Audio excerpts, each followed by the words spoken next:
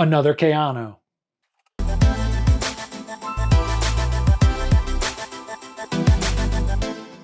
Hey guys, Paul Ronto from RunRepeat, and today we're here to check out the Asics Kayano Lite. But before we get to the review, just a quick reminder, we're trying to do these videos in a little bit of a shorter format, which means we're cutting a lot of the facts and stats out. So please make your way over to RunRepeat.com and check out the product page on the Kayano Lite. We've got all the facts and stats there, we've got reviews, we've got comparisons to other shoes in this category, we've got links to retailers, it's all over there. Hey guys, you might notice the sky's a little funky in some of the shots of me running in the Kayano Lites. I live in northern Colorado. You've probably seen on the news, we've got some raging forest fires that are right outside of town. I apologize, but it's the best we can do right now. At least we can still get out there and run on days that it's not overly smoky here in town. This is a lighter, more responsive, more comfortable, more eco-friendly version of the Asics Gel Kayano, which is their long-standing stability trainer. This is also a stability trainer. It's meant for people who pronate, it's meant for people with low arches, but it's a lighter version of stability control than you'd see in the regular Kayano. So it can work for neutral runners as well. This is a new product for Asics, so there isn't a past version to talk about updates about. Instead, what we'll mostly do is talk about the Gel Kayano 27, which is the most recent version of the Gel Kayano, and the differences between these two shoes. So this shoe really fit well. I had a lot of issues. If you watch my review on the Kayano 27, I had a lot of heel slip. This shoe felt pretty low volume. The Kayano Lite has a slightly deeper heel. It feels more like a mid-volume shoe. I didn't have the heel slip. I really like the upper. It's an engineered mesh upper. It's really flexible. It fits to my foot nicely.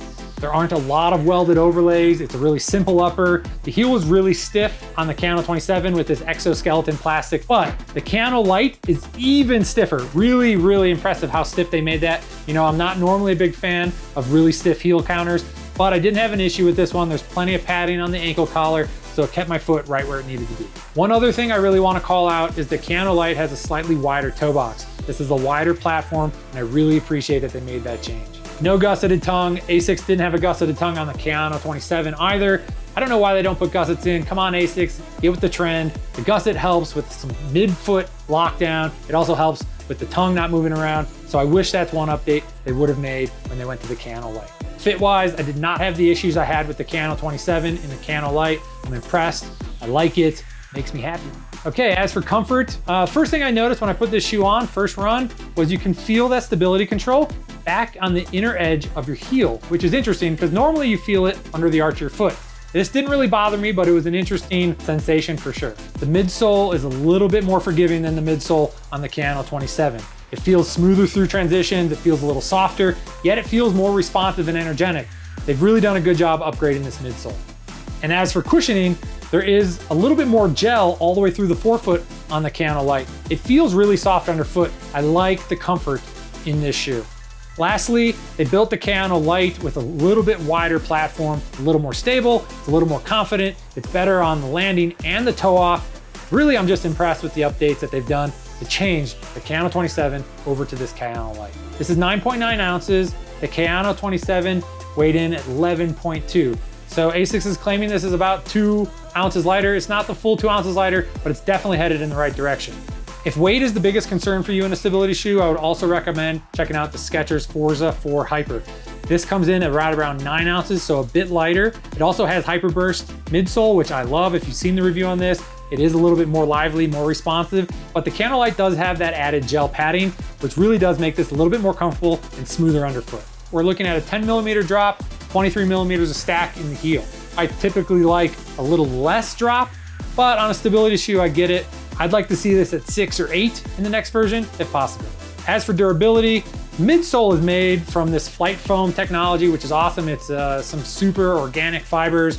It's a little bit more dense than your standard midsole, so it shouldn't pack out as quickly as a softer or less dense midsole. It also has a lot of rubber underfoot. This is Asics high abrasion rubber outsole, very similar to the outsole on the Kayano 27. I think this will go the distance. I think you'll get 400 or 500 miles out of the Kayano Lite. Looks, you know, I think it looks pretty sweet. This is the only color it comes in though, so you gotta like what you're getting here. It's got a marbled mesh upper. I kind of like how that looks. Ultimately though, Asics is pretty conservative with how their shoes look. It does have a lot of foam coming off the heel there, so if that's something that might bother you, just heads up. The colors, they're sweet, but they're also made from water-based, non-toxic dyes. So I really like Asics' commitment to sustainability on this shoe. I think they've really paid attention to every little detail. I don't hate the looks of this, but I would like it to be a little bit more exciting in the next round as well. Price, 160 bucks, which puts it at the exact same price point as the Kayano 27. I think there's some updates in the Kayano Lite that are worth checking out for the same price point. It's lighter on your feet, it's lighter on the environment, it's lighter on the stability control. I think it fits better, it's more comfortable, the transitions are smoother, it's a bit wider of a platform, which I really like, all at the same price point as the Kayano 27. If you don't need the max stability that the Kayano 27 offers, I think this is a really good option to look at. You know, I really like the dual density foam. I think that's a much better way to do a stability shoe. All in all, great updates. Good job, Asics. Is this the future of the Kayano line? Will this knock the Gel Kayano 27 out of contention? We'll see. I think that Asics might have something here to finally retire the 27-year-old Gel Kayano. Please make sure you hit the like button below and the subscribe button. We really want you guys to be up to date when we post our next review. It also helps the channel out so that we can keep doing these reviews for you. Thanks a ton. Lastly, my question of the day, are you a Kayano fanatic? Have you been wearing your Kayanos for 27 years? And if so, would the Kayano Lite get you to move away the next time you need to buy shoes? I'd love to hear your thoughts on if this is the shoe that could replace the Kayano for those people that love it. Thanks again for watching, everybody. We really appreciate it. Please come back. All right, go do, be, and run, repeat.